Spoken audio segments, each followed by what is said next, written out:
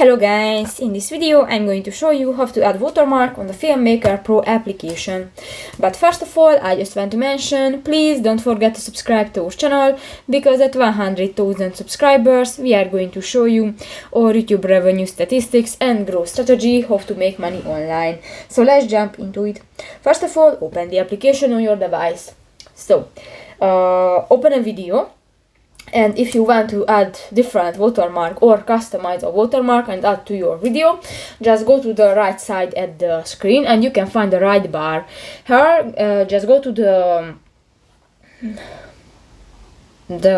drop icon maybe, and under the microphone, click that, and here you can remove the watermark, you can add custom watermark if you have a pro version, and you can add the Filmmaker watermark to your video.